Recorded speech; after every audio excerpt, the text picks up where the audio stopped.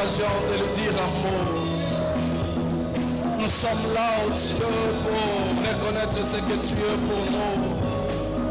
Nous sommes là, oh Dieu, pour reconnaître ce que tu es pour nous. Nul n'est comme toi, Jésus. Nul n'est comme toi, Seigneur. Merci, Saint-Esprit. Toi qui remplis les cieux. Toi qui remplis les cieux. Tu es Dieu. Nul n'est comme toi. Dans les cieux, sur la terre et sous la terre. Nul n'est comme toi, Dieu. Nul ne peut se comparer avec toi. Et nous ne pouvons pas te comparer avec qui que ce soit. Le Dieu qui était, le Dieu qui est, le Dieu qui va. Tu t'appelles Jésus. Tu es Alpha. Tu es Oméga. Emmanuel, c'est toi. Dieu au milieu des hommes, c'est toi. Le divin qui reste avec les humains, c'est toi. Mon âme te bénit. Mon âme te loue. Nous t'élevons, Jésus. Nous t'élevons, Seigneur. Reçois l'expression de notre adoration de ce matin. Reçois l'expression de notre adoration de ce matin. Reçois l'expression de nos cœurs ce matin. Reçois l'expression de nos cœurs ce matin.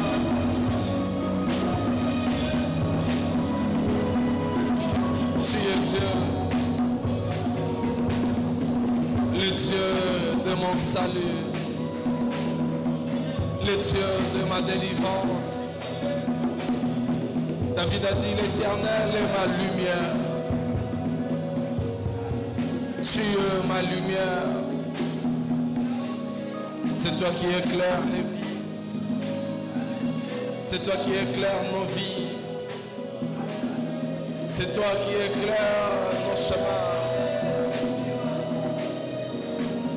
Tu es Dieu. Le pain du ciel, c'est toi. Les rochers des âges, c'est toi. De génération en génération, tu es Dieu. Tu as l'âge de l'éternité.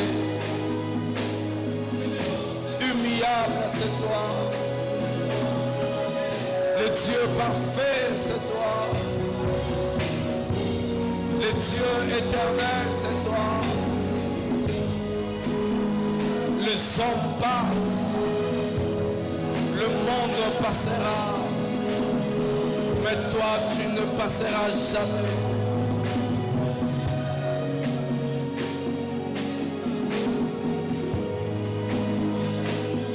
Le soutien de mon âme, mon appui sûr, c'est toi. Mon appui sûr, c'est toi. L'arbre de vie, c'est toi, Jésus. La pierre angulaire, c'est toi, Jésus. Le lion de la tribu de Juda, c'est toi, Jésus. Tu es le guérisseur de toute maladie. Tu es l'Éternel qui nous guérit de toute maladie. Donne-moi le nom de ta maladie. Jésus guérit cette maladie. Cite-moi le nom de ta maladie. Je te citerai le nom de Jéhovah Rapha. Je te citerai le nom de Jéhovah Rapha.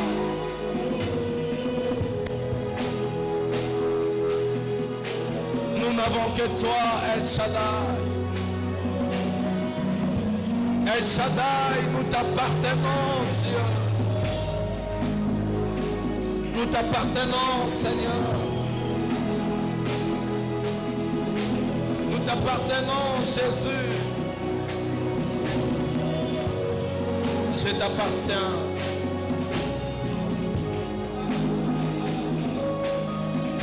Je t'appartiens.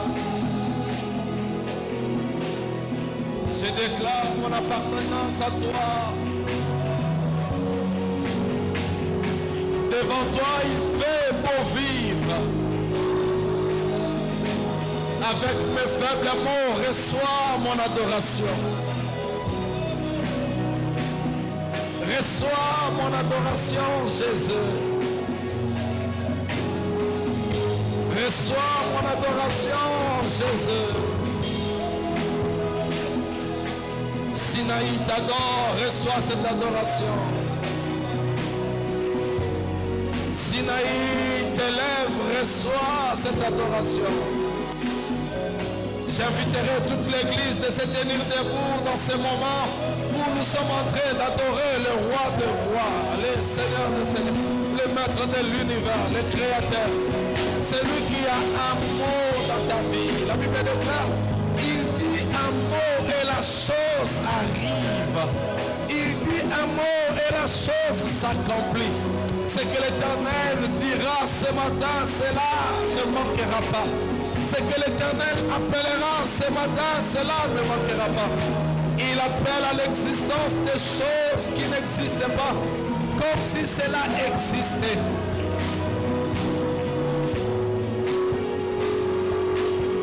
Il appelle à l'existence les choses qui n'existaient pas.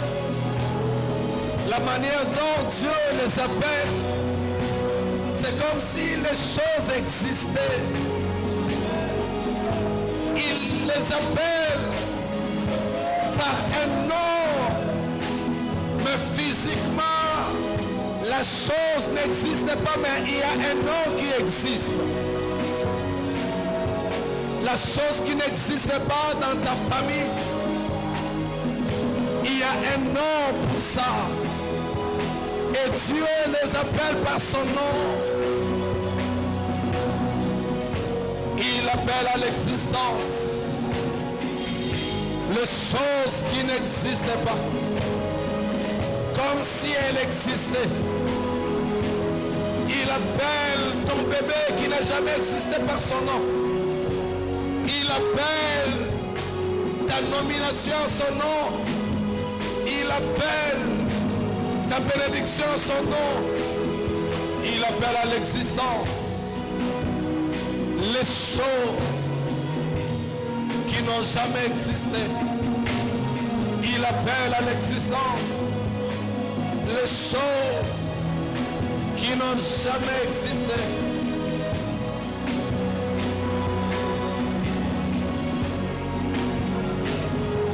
Les dieux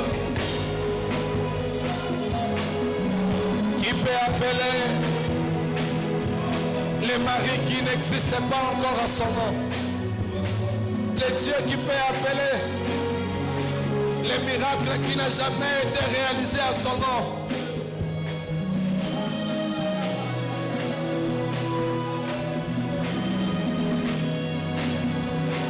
Entre dans ces bains d'intimité. Entre dans ces moments de profondeur avec Dieu.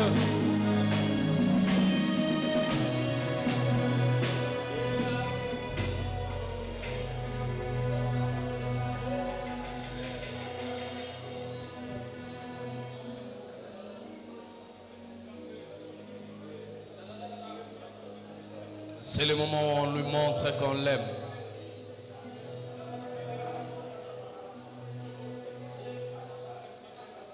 C'est le temps où on le montre qu'on l'aime. Même si tu ne dis pas Jésus, je t'aime. Mais la manière de faire, c'est la prouve à suffisance que tu l'aimes. La manière dont tu te disposes pour l'adorer, c'est la prouve que tu l'aimes. Même si les mots ne rencontrent pas la grandeur, la profondeur de Dieu. Mais comme cela vient de toi, comme cela vient de tout ton cœur, et c'est une expression de l'amour que tu as pour Dieu ce matin.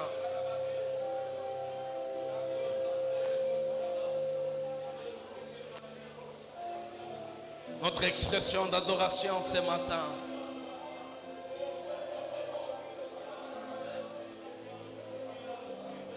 Le Dieu qui n'a pas de fin, c'est celui que nous adorons. Le Dieu qui existe sans l'aide d'une personne, c'est celui que nous adorons. Dieu n'a jamais voulu exister. Il est le self-existant. Il est le self-existant. Il existe par lui-même. Il n'existe pas par sa volonté d'exister. Il est vivant, vivant, vivant. Il est présent, présent, présent. Le Dieu qui opère des signes et prodiges. Le Dieu qui répond par l'amour.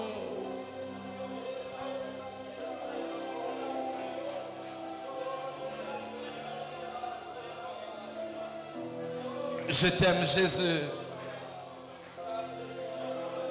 Je t'aime Jésus. Mon âme te bénit, mon âme te loue, mon âme te glorifie.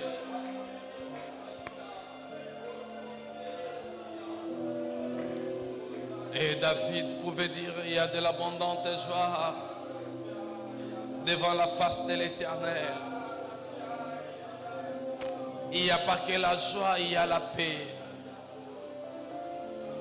Il n'y a pas que la paix, il y a le refuge. C'est notre asile. Le secours qui ne manque jamais au temps de la détresse.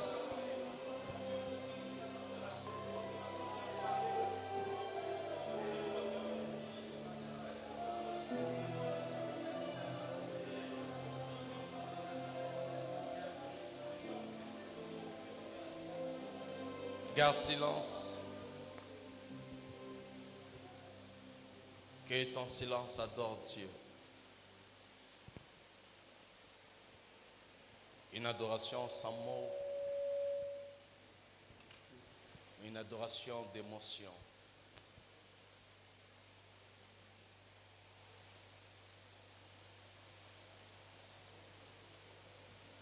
Les sentiments qui montent dans ton cœur, c'est une expression d'adoration. Peut-être la joie, peut-être la tristesse aussi.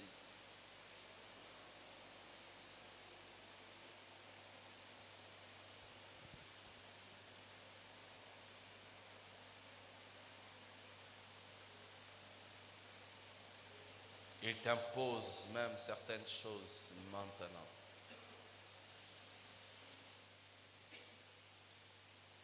Si les saints peuvent acclamer Dieu, je parlais des saints.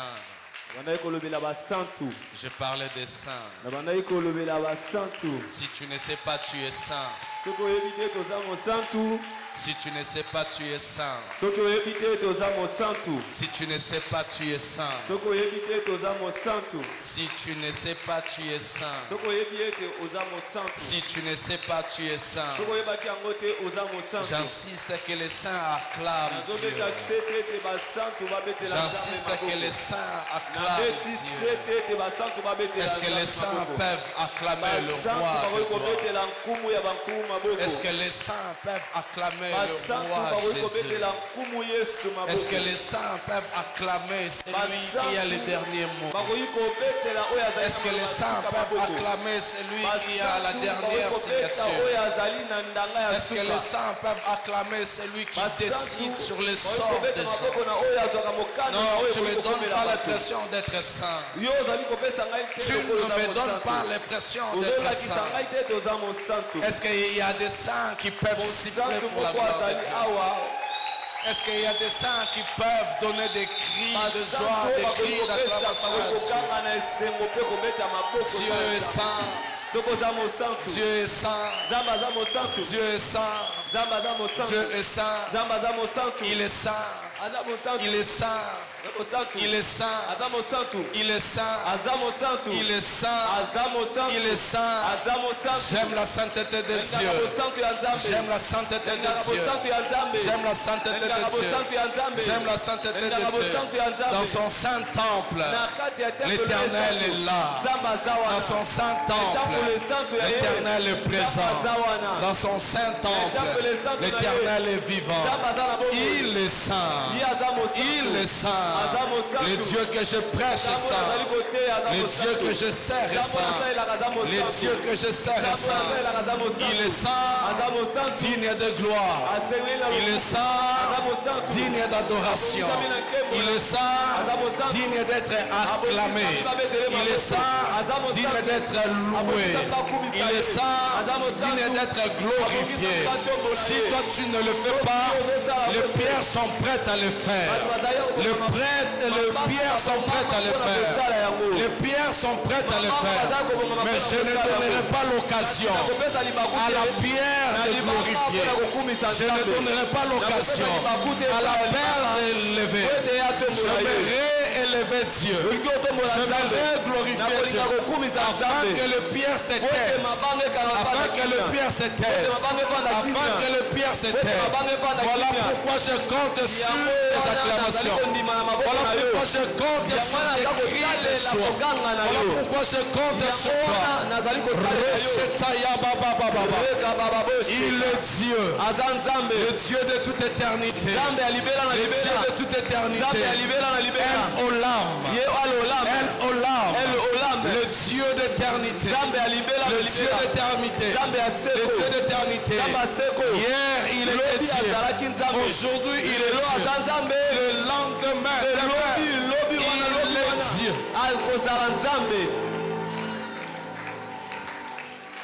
Je te bénis au nom de Jésus. Et tu peux regagner ta place. Je suis dans la joie. Car Dieu est vivant. Et toi aussi tu es vivant. Mon âme te bénit. Mon âme bénit ta présence en ces lieux. Merci à Dieu qui nous a fait grâce de commencer une série d'enseignements.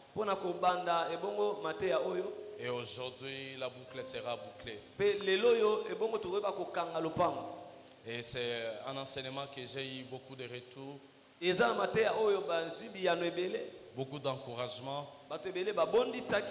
Beaucoup de découragement aussi.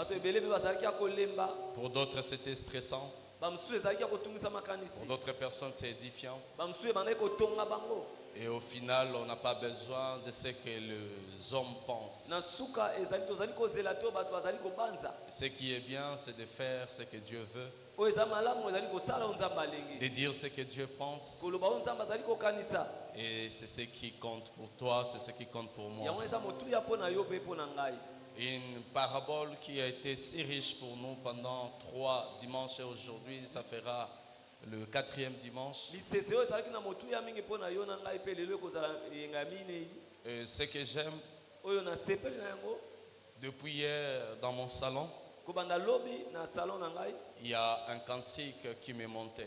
Et je demanderai à frère Rigen, peut-être c'est la seule personne qui peut la connaître.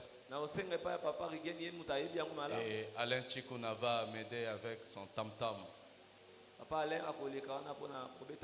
Accorde-moi seulement une vraie minute. Et je pense que c'est un cantique qui va nous interpeller. Et j'aurai besoin de tes mains pour que nous puissions chanter.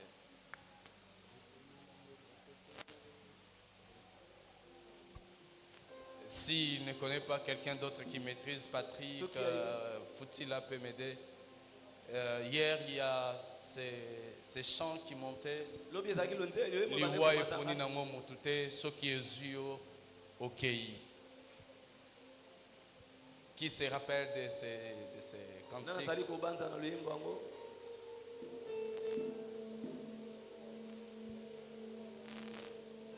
On le fait d'une manière folklorique.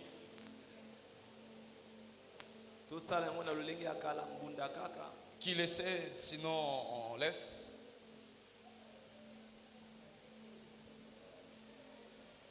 Tu peux m'aider?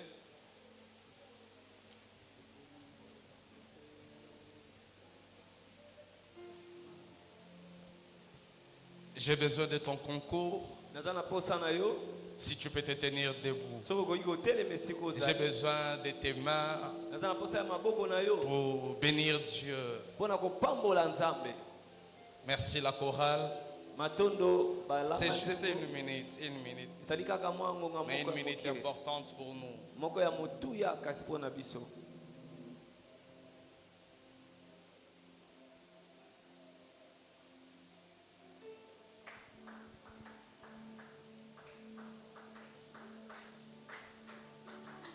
Merci Papa Enoch.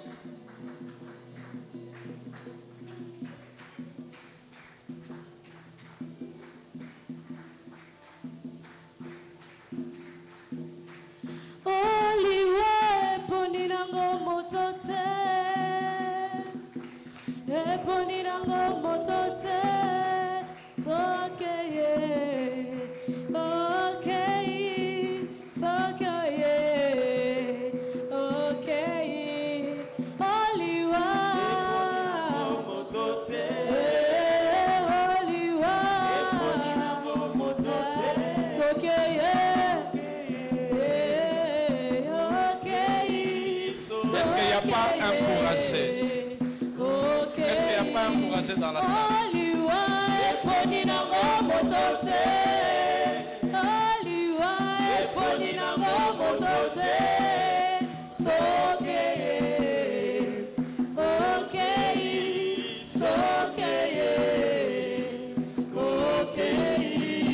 Gloire à Dieu, acclamons Dieu. L'essentiel, le message est passé. On parle de la parabole des riches et de pauvre Lazare. Je ne sais pas passer une couche dessus. Je ne serai pas dans les temps pour que je puisse passer une couche dessus. Faute de temps. Et j'aimerais quand même chuter aujourd'hui. Peut-être je ne serai pas très long. C'est possible aussi que je sois long. Mais tout dépend de ce que l'Esprit va me donner. Je bénis Dieu pour les riches. Je bénis Dieu pour le pauvre Lazare. Et je bénis Dieu aussi pour leur vie après la mort. Cette parabole, c'était pour nous un enseignement pour comprendre la vie après la mort. Qu'est-ce qui arrive après la mort? Paul disait, la mort m'est un gain. Christ est ma vie. Christ est ma vie. Christ est ma vie. La mort c'est un gain pour Paul, c'est un gain. Pour Paul, c'était un gain. Mais je ne pense pas pour nous tous, ça peut être aussi un gain. Je ne le pense pas. Mais gloire à Dieu pour cette pensée. Gloire à Dieu pour ce que Dieu est capable de faire. On a parlé de Lazare. On a parlé de riches. Et je bénis Dieu, je rends des actions de grâce à Dieu. Le dimanche après le culte, il y a une maman qui m'a fait un voice. Un long voice. Après l'affermissement avec l'équipe des candidats pour le baptême, je me suis retrouvé au salon chez moi. J'ouvre mon téléphone pour suivre le voice. Et j'ai écouté ce que le voice disait. Et je ne pouvais que bénir Dieu. Malheureusement, elle est fébrile, elle ne sait pas où elle n'aura pas le courage de témoigner. Mais le voice m'a beaucoup encouragé. Donnez-moi un bon son, s'il vous plaît. Le voice m'a beaucoup aidé. La maman qui m'a fait le voice, c'est un témoignage au même moment qui cadre avec l'enseignement de ce matin ou l'enseignement du mois. Elle m'a dit, papa, que Dieu te bénisse. Parce que ce que tu es en train de prêcher, cela vient de Dieu. Et cette histoire, c'est une réalité dans ma famille. J'ai un oncle paternel, costaud, un homme à femme, un homme qui a plusieurs femmes. Il a laissé sa famille. Il s'est tapé une femme qui était aussi la petite amie d'un colonel. Un homme qui aimait jazzer. Il était dans des fêtes à tout moment. Il buvait comme si l'État n'existait pas, comme si Dieu n'existait pas. Et des fois, il y a certaines personnes, quand ils boivent, tu as l'impression comme si c'est un partenaire associé d'une compagnie brassicole. Ou soit tu te demandes, est-ce que Bralma a sa dette qu'il veut prendre par rapport à ça, la manière dont il consomme la boisson. C'est comme si on lui doit de l'argent. Et cet homme était dans ça. Mais il s'est retrouvé avec les grands frères de la maman. Les deux étaient sortis dans... Je ne sais pas si c'était une fête ou, mais il s'est retrouvé la nuit dehors. Malheureusement, l'oncle est tombé sur les mains des hommes bien armés. Ils ont demandé de laisser le véhicule. Et l'oncle ne voulait pas lâcher prise. Après discussion, on a tiré sur l'oncle 2 balles. Et le neveu pensait que son oncle était décédé. Et il a cherché à brutaliser à son tour les militaires. Et les militaires ont tiré sur le neveu. Et sur place, il était décédé. Mais l'oncle était hospitalisé. Le neveu était décédé sur place. Mais après l'hospitalisation, l'oncle a appris la mort de son neveu. Et il n'a pas pu supporter cette nouvelle. 6 jours après le décès de son neveu, c'était le tour de l'oncle. L'oncle était décédé. Il y a 2 morts dans une même famille dans l'espace d'une semaine. La mort d'un oncle, la mort aussi d'un frère. Mais ce que j'aime dans cette histoire, ce n'était pas la même réalité. L'oncle était dans les histoires. Une vie de désordre, une vie désorientée, une vie sans équilibre. Il vivait sans Jésus et il pensait être Dieu. Il comptait avec sa taille, un homme fort, un homme beau, un homme bâtiment que toutes les femmes veulent. Et de l'autre côté, le frère, c'était quelqu'un qui priait, qui craignait Dieu, qui se comportait correctement. Et qu'est-ce qui est arrivé? Humainement, tout était fini pour l'oncle et frère. Et pendant le deuil, dans la parcelle familiale, tout le monde pleurait. Tout le monde regrettait. C'était difficile. 2 photos dans une même parcelle. L'oncle et le neveu. Mais après, l'oncle est revenu dans une vision pour appeler notre maman. Il a appelé par son nom. Elle, réveille-toi, va voir ta maman. Dis à ta maman, là où moi je suis, je souffre, je suis dans les tourments. Et dis à maman de faire quelque chose, de prier pour moi. Je ne supporte pas. Il y a les effluves de la flamme. Déjà. Je n'arrive pas à supporter. Dis à maman de faire quelque chose.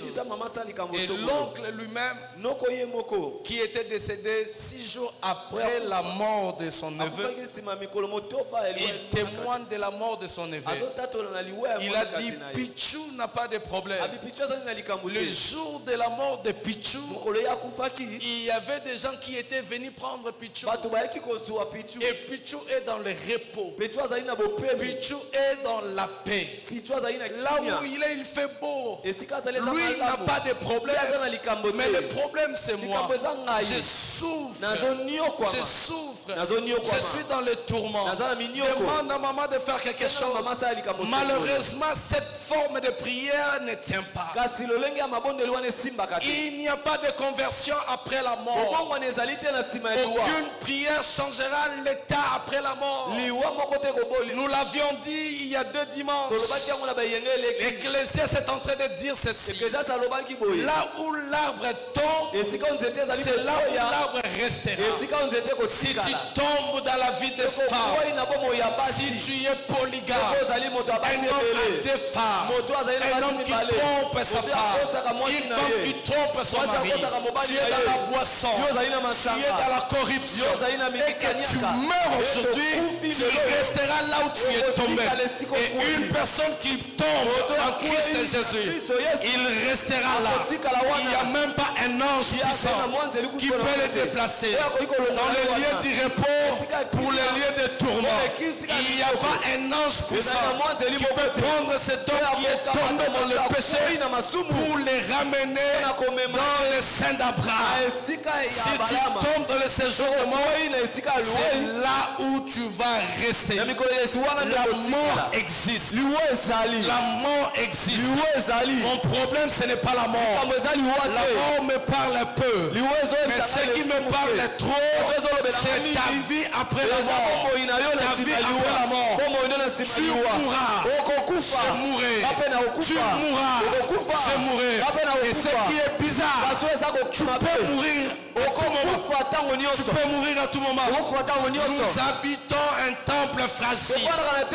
Nous habitons un temple fragile. Nous sommes des humains. Nous sommes des humains. Fragiles que nous sommes. Fragiles que nous sommes. La durée de la vie d'un homme est comparée à un bras. Et David est en train de dire, en réalité, l'homme n'est qu'un souffle. Si il part, tu deviens une dépouille. Tu deviens une dépouille. Le jour-là, on va t'imposer l'habit que tu n'as même pas choisi. On va te parfumer d'un parfum que tu ne choisiras jamais. Mais le plus important, la vie après la mort. Où passeras-tu ton éternité? Tu es conscient de ta mort. J'aime cette Ecclésiaste. Pour une personne qui est morte, il n'a plus de souvenirs. Il n'a plus d'amour. Il n'y a plus de haine. Il n'y a plus de conflit. Même si on te rappelle, pendant qu'il était sur le lit de l'hôpital, la personne est partie sous ta colère, cela ne dit rien. Même si la personne pleurait suite à ton comportement, après sa mort, il n'y a plus d'amour, il n'y a plus de haine, il n'y a plus de souvenirs, il n'y a plus rien. Même le mort ne sait même pas qu'il est mort. Mais la Bible dit, nous les vivants, nous savons que nous allons mourir. Toi, tu dois savoir que tu mourras. Moi, je dois savoir que je mourrai. Mais le plus important, quand tu mourras, où seras-tu? Déjà dans le séjour au démon ou dans les seins d'Abraham, dans les lieux de tourment ou encore dans les lieux de repos. Et je ne te souhaiterais pas d'aller dans les lieux de tourment. S'il te plaît, bats-toi pour ton âme, bats-toi pour ta vie, bats-toi pour ton éternité. Certes, nous passerons tous dans une éternité, mais pas dans la même éternité. La vie éternelle et la mort éternelle, ce sera notre réalité. Qu'est-ce qui arrive après la mort? Qu'est-ce qui arrive après la mort? Qu'est-ce qui t'arrivera après ta mort? Et c'est important. La vie après la mort, c'est une nouvelle histoire dans une nouvelle réalité. Une nouvelle histoire dans une nouvelle réalité. Une réalité que tu ne connaissais jamais avant. Jadis, tu pensais à autre chose. Mais après la mort, tu as affronté à une réalité. Et tu dois affronter cette réalité. Et qu'est-ce qui arrive après la mort? Là où il y a la mort, comme définition de la mort, c'est la cessation de toute activité. La fin de toute chose. Mais logiquement, ce n'est pas la fin. C'est le commencement d'une éternité. Et j'aimerais dire, et je le dis très souvent, quand il y a la mort, il y a le déménagement. Il y a le déménagement. Nous déménageons sur terre pour aller aménager quelque part. Où est-ce que tu vas aménager? C'est comme si tu as quitté une parcelle pour une autre parcelle. Tu as quitté un pays pour aménager dans un autre pays. Exactement comme la mort. Le jour de ta mort, tu pourras aménager. Tu vas déménager pour aménager. Où est-ce que tu vas aménager? Dans le séjour de mort ou dans les seins d'Abraham? L'éternité dans la mort, l'éternité dans la vie. Pour ceux qui sont morts sans Christ, on parlera de deuxième mort. Mais pour ceux qui sont morts avec Christ, on parlera toujours de la vie. Même si tu es mort, mais la Bible dit tu vivras, car tu es en Christ et tu crois en Christ Jésus. Qu'est-ce qui arrive? Nous parlons aujourd'hui, on va mettre l'accent sur l'homme riche. On va finir ici avec cet homme riche. Un homme qui avait beaucoup de biens. Un homme qui menait une vie de luxure. La Bible dit qu'il s'habillait très bien. Il mangeait à sa guise. Il mangeait à sa guise. Il faisait bien les choses. Un homme qui prenait les femmes d'autrui comme il voulait. Un homme qui décidait de rompre un mariage pour prendre notre mariage.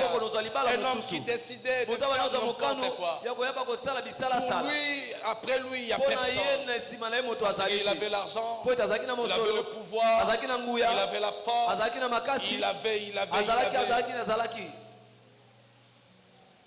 Mais cet homme est décédé avec beaucoup de biens qu'il avait laissé derrière lui. La réalité, c'est que les biens qui étaient restés derrière lui, ça gardait toute la valeur. Mais devant lui, ces biens ont perdu de la valeur. Et c'est une réalité pour tout le monde. Le véhicule que tu as, la maison, l'immeuble, tout ce que tu as, après toi, nous les vivants, nous les héritiers, ce que tu nous as légué, ça va garder sa valeur. Mais devant toi, là où tu vas, ce que tu as, ça perd sa valeur. Ça perd sa valeur. Et on a démontré ça le dimanche passé. L'homme riche qui disait à Père Abraham, demande à Lazare de rentrer dans la parcelle familiale, d'avertir mes 5 frères de bien se comporter pour qu'il n'arrive pas ici. Et l'homme riche n'a pas fait allusion à ces biens qu'il avait laissés. Il ne parlait pas de compte en banque qu'il avait, mais il était soucié des âmes de ses frères. Et cela veut dire que ce qu'il avait laissé n'avait plus sa juste valeur. Mais par contre, ce qui était devant lui, c'est ce qui devait avoir de la valeur. C'est très important pour nous. C'est très important pour nous. Et regarde ce qui va arriver après ta mort. Le nom de ta famille n'aura plus de la valeur. Même si c'est le nom le plus chanté du Congo, même si c'est le nom le plus connu, même si c'est un nom griffé, peu importe le nom que tu portes de ta famille, ce nom n'aura plus de la valeur après ta mort. Moi je suis le fils de Mobutu. Moi je suis je fais ça. Le nom que je porte, c'est un nom qui est considéré. C'est un nom, si tout le monde attend sa rêve, mais après ta mort, ton nom n'aura plus d'impact. Le nom n'aura plus de signification. Ton nom n'aura plus de place. Déjà tu perds de la valeur avec toi. Les sobriquets qu'on se donne, les surnoms qu'on se donne, Solalikambo, l'odeur des problèmes, Solalikambo, l'odeur des problèmes, bourgeois, cœur de lion, tout ce que tu veux, flamme, char de feu, tout ce que tu veux. Les sobriquets même perd aussi de la valeur. Perd aussi de la valeur. Même le confort, le standing que tu avais, la luxure que tu avais, un homme qui s'habille en blanc, tout en blanc, véhicule en blanc, sous-vêtements en blanc, tout ce que tu vois en lui c'est en blanc, mais sauf son cœur n'était pas blanc. Après tout ça, on peut t'enterrer dans un cimetière où on a orné, même si on a dessiné les anges, mais toute la luxure perd sa valeur après la mort. Perd sa valeur après la mort. La crédibilité ou les credos que nous avons après la mort, cela n'a plus de place. Cela n'a plus de valeur. Les statuts que tu portes, ouais, les statuts que tu portes, peut-être marié, tu peux avoir les statuts aussi de célibataire.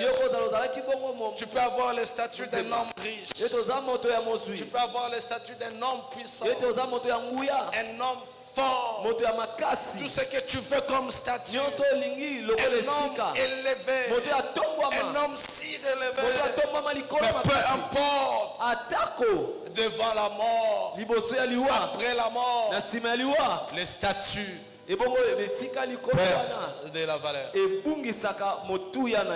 Quelle position que tu occupes dans ce pays?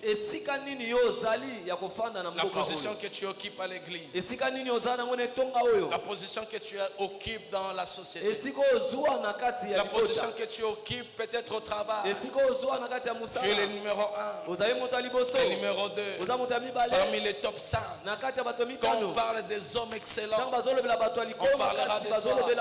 Quand on parle des hommes qui savent faire le travail, on fera mention de toi. Peu importe la position que tu occupes, mais après ta mort, finis avec ta position.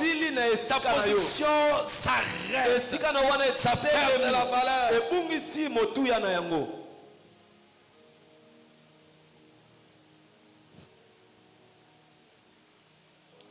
Le compte bancaire bien garni. Chaque semaine, il y a des comptes, il y a des transactions qui passaient. Et par moment, quand tu fais une requête pour savoir combien tu as en banque. Et ça te communique le montant des millions, des milliards, des milliers de dollars que tu as. Tu te sens bien.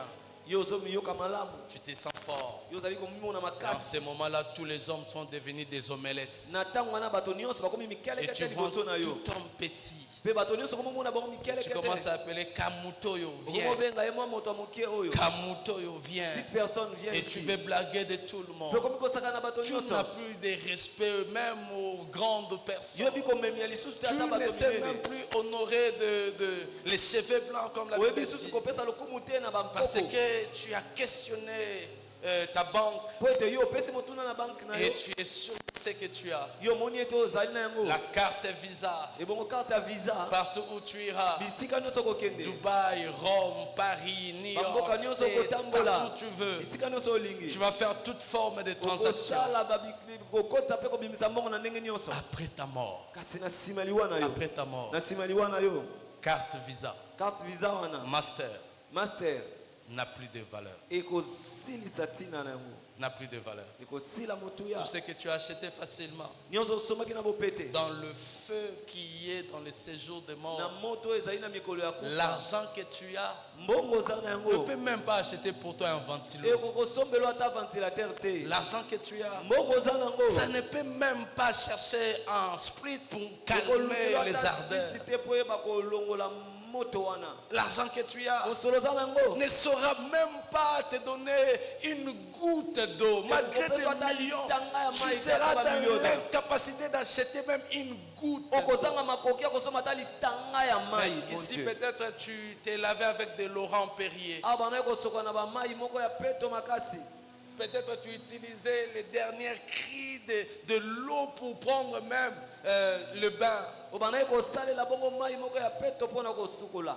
Après ta mort, ta carte ne te servira pas. First class, VIP que tu prenais à tout moment, des places réservées à tout moment. Mais ce jour-là, il n'y aura pas de VIP dans les séjours de mort. Ça perd de la valeur. Les chiffres colossaux, ça perd de la valeur. Maisons et immeubles, des grands appartements, voitures, les habits avec de grandes marques, des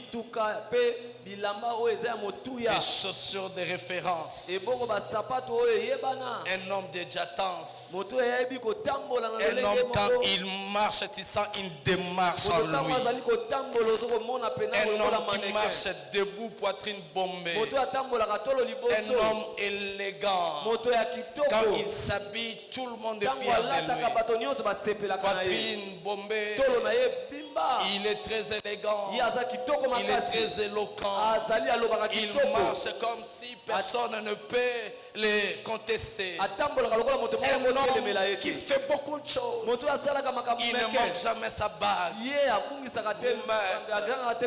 des grands colliers avec des bijoux en diamant, avec des bijoux en or. Et si toi tu parles de or jaune, il te parlera de or blanc. Mais malgré tout ça, à la mort ce jour-là, tu ne vas pas archer comme disent les vrais Quinois.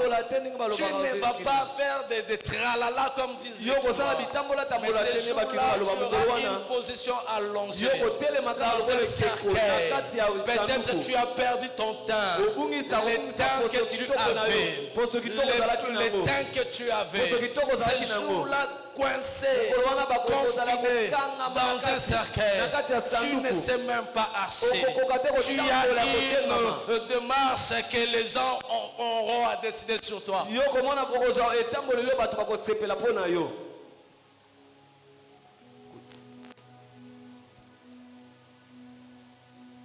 Où est partie ta démarche? Il y a des filles qui dandinent.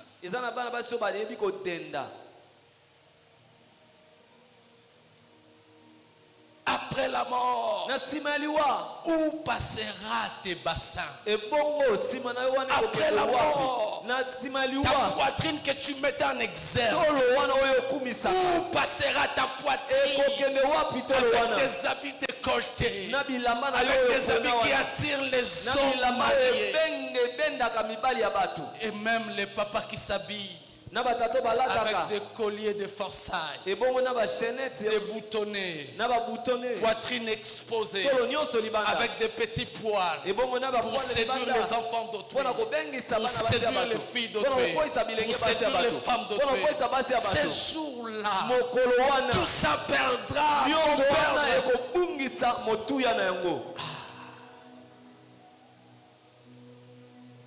La voiture que tu appelais cheval blanc,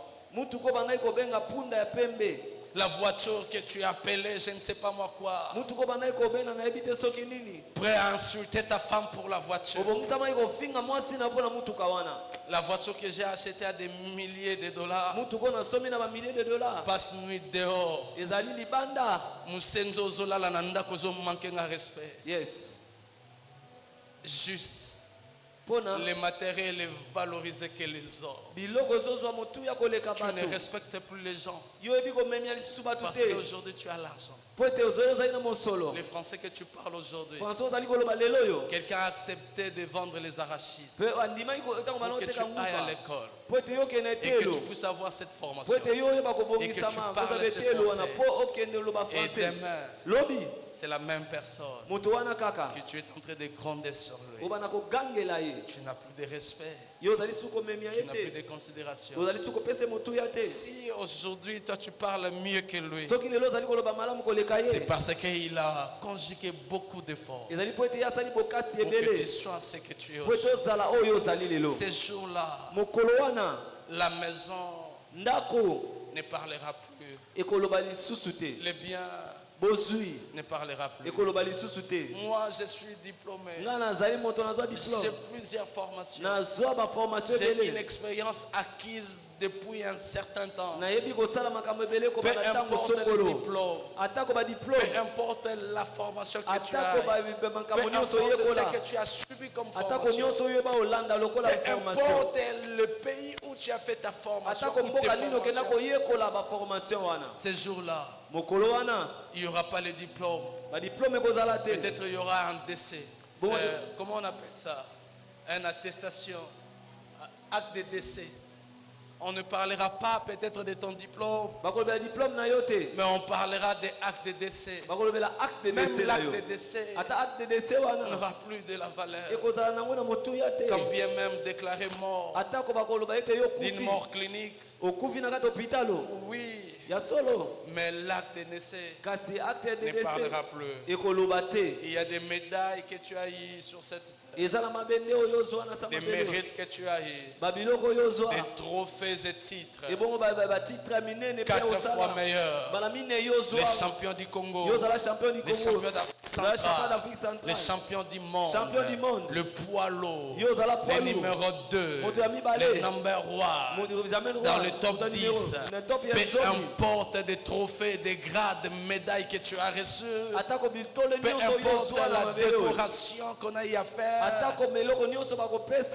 décorer, je ne sais pas, héros national, dans l'ordre suprême de Laurent Désiré Kabila, peu importe toutes ces choses, cela ne parlera plus.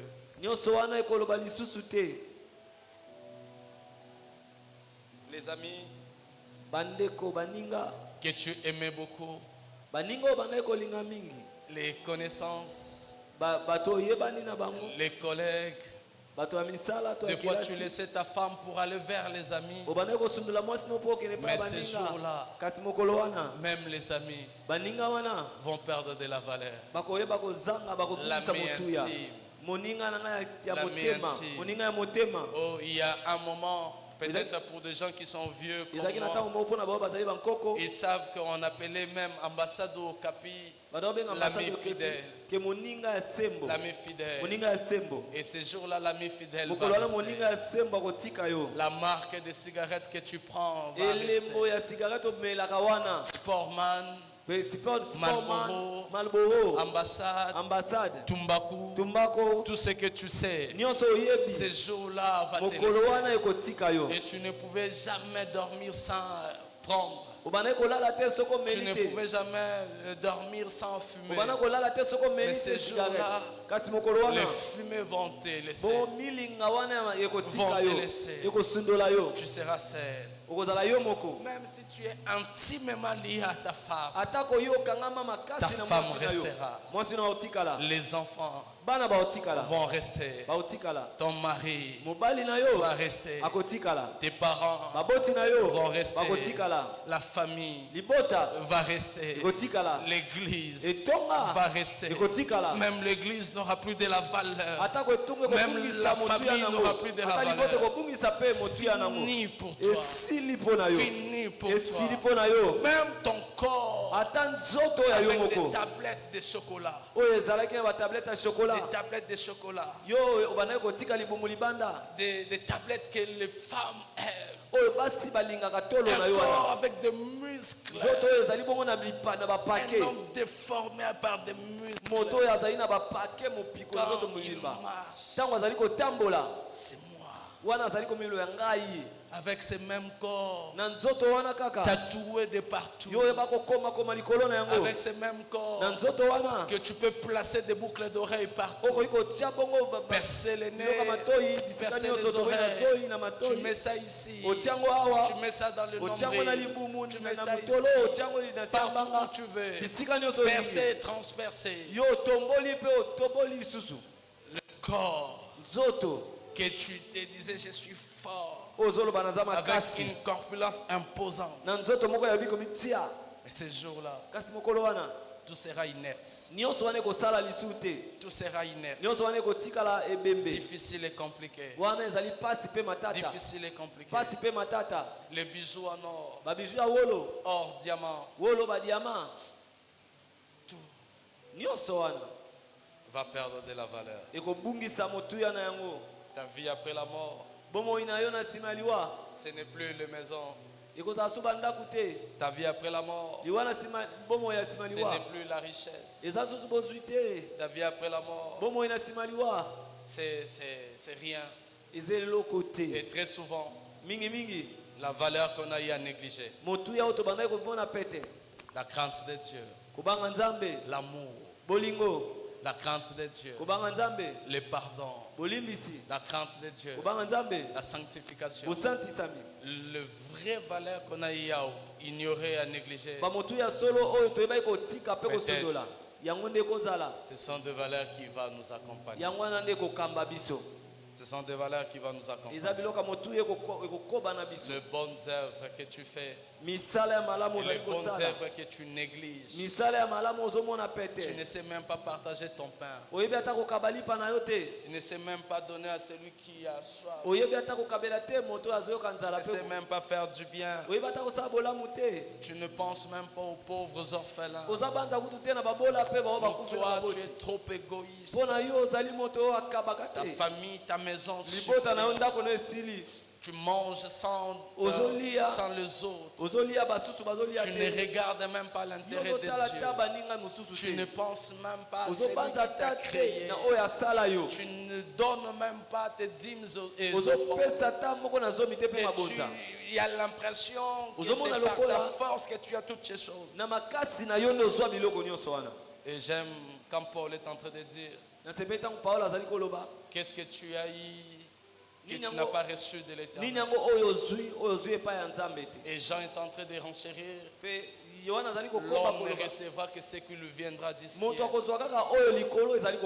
Qu'est-ce que toi tu as que le ciel n'a pas donné? Pourquoi tu es orgueilleux? Pourquoi tu te vois comme si tu es demi-dieu? Pourquoi tu te vois comme si sans toi rien ne se fera? Le bon œuvre. Pensons aux bonnes œuvres. Faisons ce qui est juste devant Dieu. Faisons ce qui est louable devant Dieu. Faisons ce que Dieu attend de nous. Au lieu de se cramponner à faire beaucoup de choses qui ne vont même pas nous aider après la mort, nous devons s'atteler à faire le bon choses. Nous devons faire de bonnes œuvres. L'Éternel attend que l'Église soit prête. L'Éternel attend que l'Église soit irréprochable. L'Éternel attend que l'Église soit préparée. Qu'est-ce que tu as comme de la valeur? Qu'est-ce que tu as comme de la valeur? J'aimerais te dire ce matin, la vraie richesse que tu as, ce n'est pas les maisons. La vraie richesse que tu as, ce ne sont pas tes biens. La vraie richesse que tu as, c'est le bon œuvre. Et demain, les bonnes œuvres seront transformées en richesse. La vraie richesse que tu seras, tu auras devant Dieu, c'est ta bonté, ton amour, le grand cœur que tu as fait. Mais tout ça aussi, il faut avoir Jésus. Sans Jésus, tu peux donner, tu peux faire tout ce que tu veux. Tu peux donner ta vie pour les autres. Mais si tu n'as pas Christ, tout ça ne te servira à rien.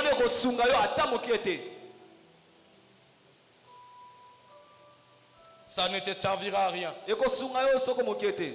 Il faut d'abord accepter Jésus. Et on te donne le mandat de bien faire. Et si tu fais le bien et que tu n'as pas Christ dans ta vie, tes biens est bien pour la terre, mais ton bien n'est pas un bien après la mort. Et la Bible dit dans le livre d'Apocalypse, heureux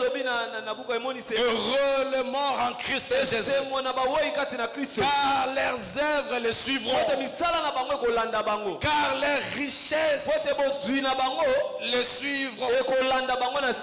Qu'as-tu comme richesse? C'est quoi ta richesse sur terre? Ne compte pas sur le nombre d'enfants que tu as. La Bible dit les enfants sont pour nous comme des béquilles. La Bible dit les enfants sont une bénédiction pour les parents. Le jour où je serai vieux, j'ai mes 3 pieds. J'étais d'ailleurs. J'étais dehors. Je peux m'appuyer sur tes d'ailleurs. Je peux m'appuyer sur tes là. Je peux m'appuyer sur tes dehors. Oui. Mais après, ce n'est pas la vraie richesse selon Dieu. Et la vraie richesse selon Dieu, qu'est-ce que je fais même pour mes enfants? Est-ce que j'aide mes enfants pour que demain mes enfants soient des chrétiens? Est-ce que j'aide mes enfants pour que mes enfants soient de la vraie valeur ajoutée dans la société? Ou encore j'ai des enfants non instruits, des enfants difficiles et compliqués dans la société. Qu'est-ce que tu fais de tes enfants? C'est une richesse sûre. Même devant Dieu, Dieu te posera la question: as-tu nourri tes enfants? As-tu donné le nécessaire à tes enfants? As-tu instruit tes enfants? As-tu aidé tes enfants de voir Dieu? Si toi-même tu ne pries pas, si toi-même tu n'es pas chrétien, quelle est la valeur que tu vas léguer à tes enfants?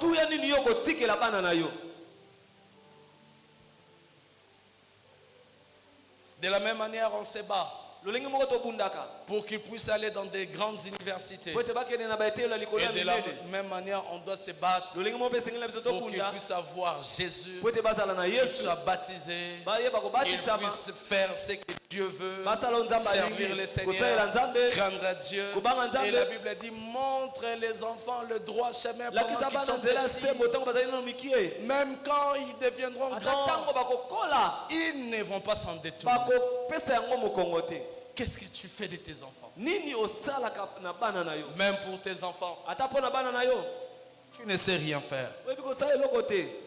Le lait des enfants, C'est ce que tu donnes au makangu que tu as.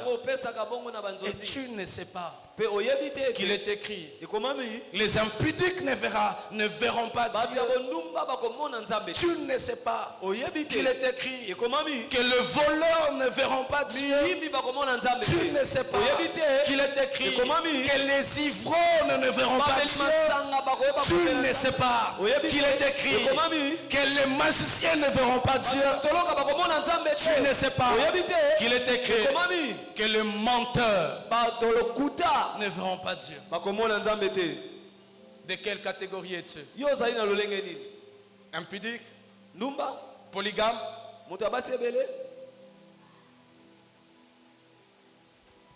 Moi, mon père, c'est un polygame. Et la polygamie, c'est normal pour moi. Je l'ai dit ici à l'église. Et je l'ai redit ce matin. Mon père est là. Il m'a toujours dit ceci. Avoir 2 maisons, c'est une bénédiction. Avoir 4 parcelles, c'est une grande bénédiction.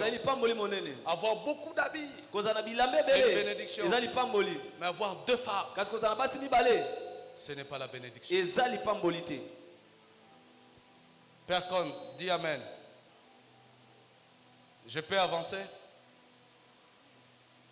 Donne-moi un Amen puissant. Donne-moi un Amen fort. C'est important comme message. Et vous ne savez pas ce qu'on appelle l'héritage. L'héritage, ce ne sont pas seulement les biens, mais des valeurs léguées. Moi, je me bats Alfred est là. Je lui dis des choses où même le jour où je ne serai pas là, Alfred doit être dans l'obligation de répéter ce que moi j'ai dit.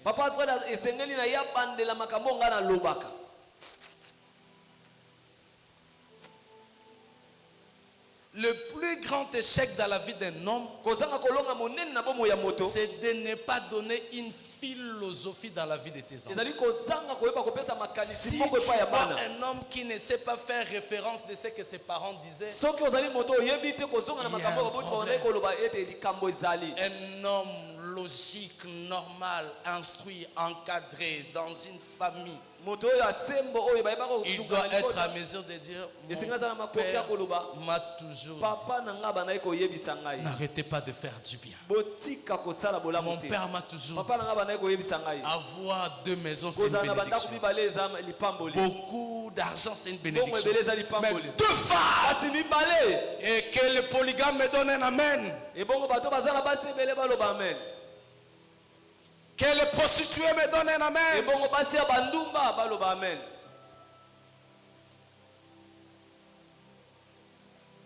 Moi, je ne souhaiterais pas que Jésus revienne pendant que nous sommes à l'église. Non. Il faut que Jésus revienne pendant que nous sommes dans nos vraies vies. C'est là où on sera bel et bien enlevé. Peut-être ces jours-là, je serai dans un endroit où je suis en train de camer. Et Jésus viendra, je suis en train de... Et d'un clin d'œil, il y a enlèvement. Pendant que je suis en train de soulever mon verre de bière, Jésus revient.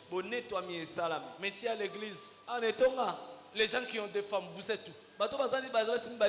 Les gens qui ont des amants, vous êtes où? Des fils maman, vous-même, vous êtes où? Des fils maman, vous êtes où? Vous dérangez les laits des enfants d'autrui. Arrêtez de déranger les laits de Tedaya. Ne prenez pas de l'argent chez moi. Vous êtes tous les fils maman. Les jeunes qui sortent avec des vieux. Vous êtes où? Les jeunes qui sortent avec des hommes mariés. Vous êtes où? Ici, il n'y a personne qui peut montrer son nom. Et si Jésus revenait, il va nous prendre. Mais malheureusement, ce ne sera pas le cas. Même à l'église, tout le monde ne partira pas. Même si Jésus revient, je vous ai toujours dit, j'ai l'impression que ça arrivera pendant que je prêcherai que Jésus arrive. J'ai toujours cette sensation pendant que je prêche que l'enlèvement aura lieu.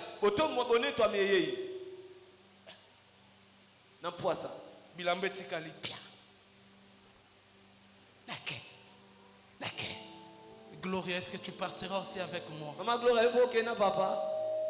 Bats-toi pour ton âme. Bats-toi pour ton éternité. Je me rappelle encore un jour, il y a Mercon qui avait fait un vœu. Mercon avait fait un vœu. Elle devait donner $100 à l'église. Et elle a pris $100 pour remettre. Et elle demandait à son mari aussi de faire un vœu. Et son mari l'a dit, nous sommes mariés dans le régime des communautés de biens. Le vœu que tu as fait, cela est valable pour moi. Mais malheureusement, le jour de l'enlèvement, le régime des communautés de biens n'existera pas. L'un partira, l'autre restera. Deux personnes sur le même lit, l'un partira, l'autre restera. Qui partira dans votre couple et qui restera dans votre couple? Dans le champ que tu es en train de travailler avec les collègues, tu es en train de saisir sur ton ordinateur. Les chefs entrent pour te demander les rapports.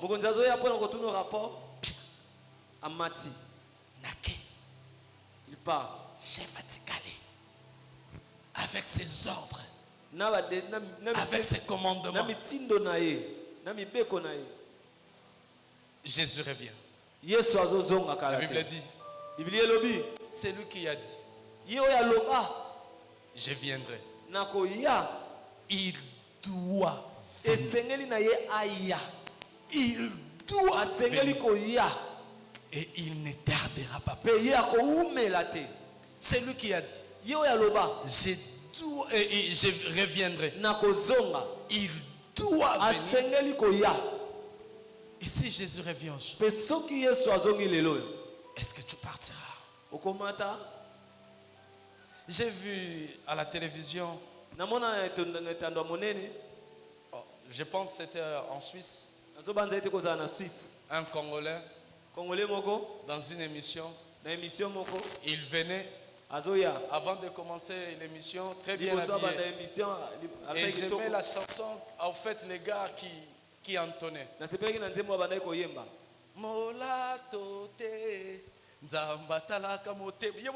Donc ça veut dire que avant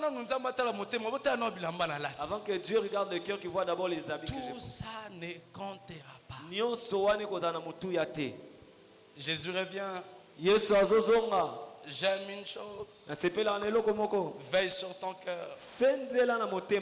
Veille sur tes œuvres. Veille sur tes actions. Veille même sur ta réaction.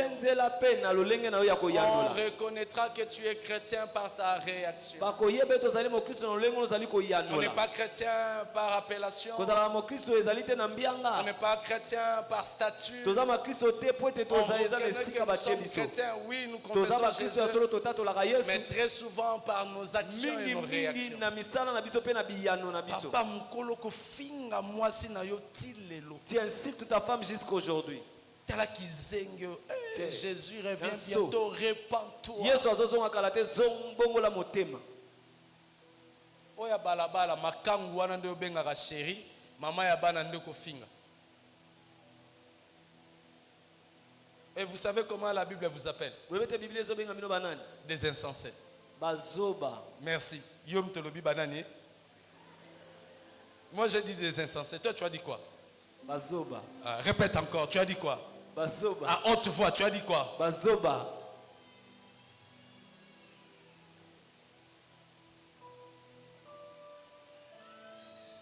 Tu n'apporteras pas ce que tu possèdes sur terre. Tu vas retrouver ce que tu fais de bien ici, de l'autre côté. Arrête d'insulter ta femme. Arrête de taper ta femme. Si j'étais fort,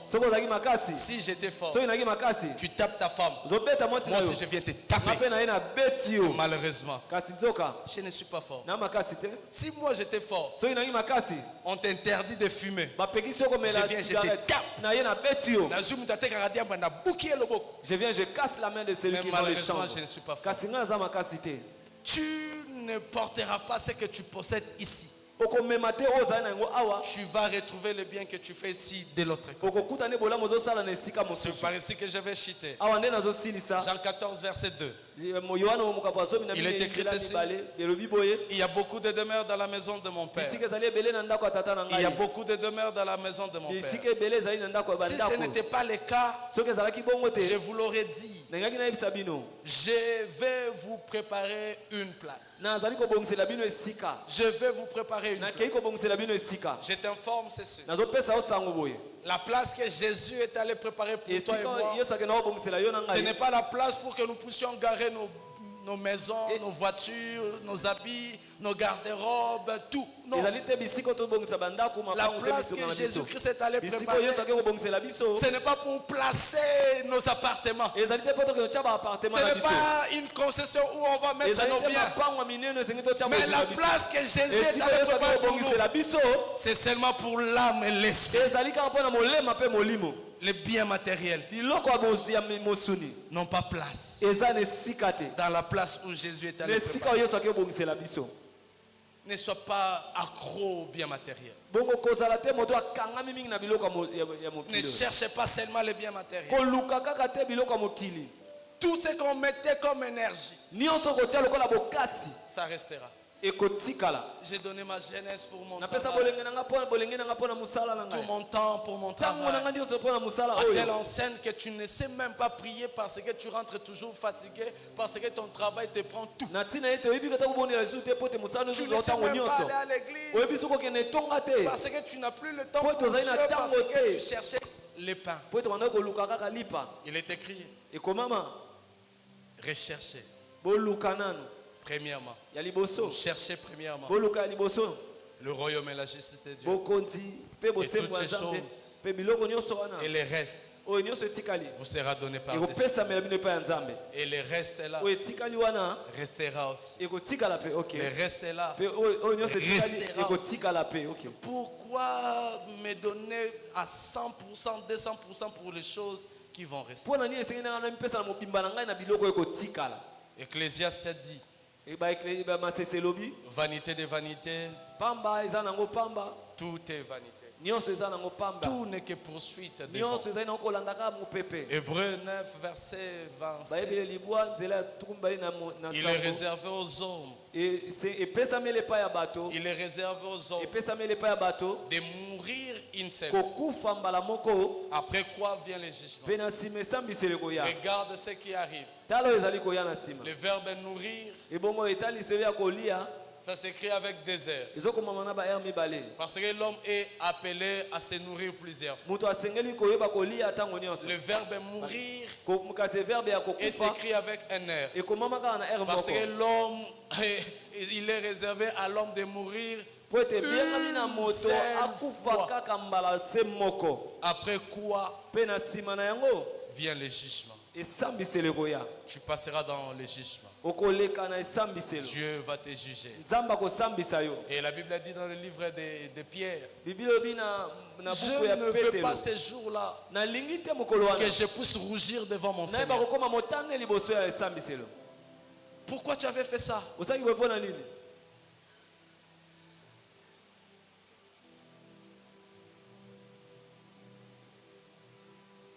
Et la décision revient au Dieu. Il va te dire, va à ta gauche, va à ta droite. Au moment où je ne sais pas, Pierre a dit, je ne vais pas rougir. Pourquoi tu fumais?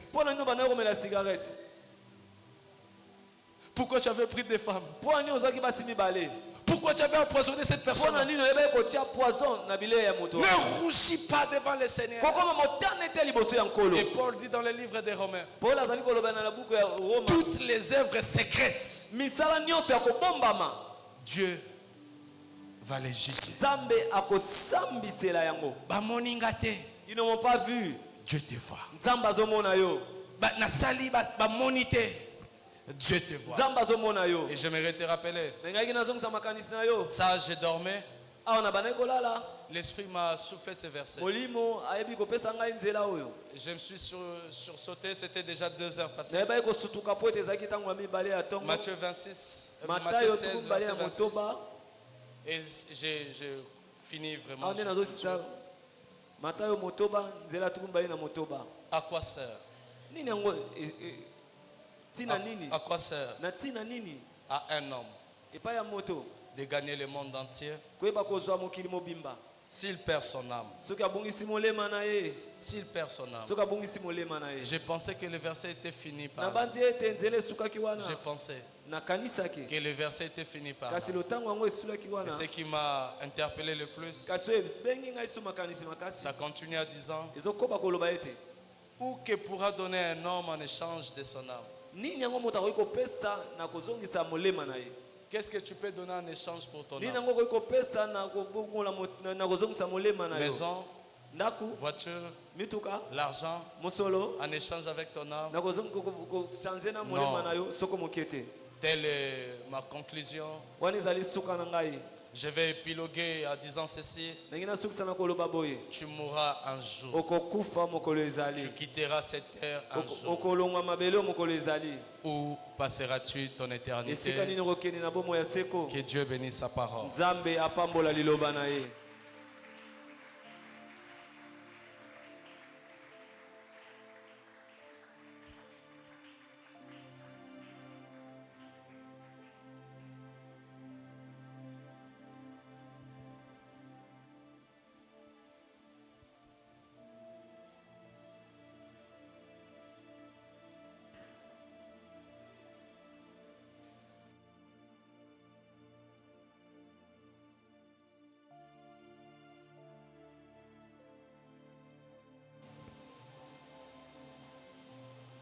Prends le temps de parler 2 minutes à ton Dieu.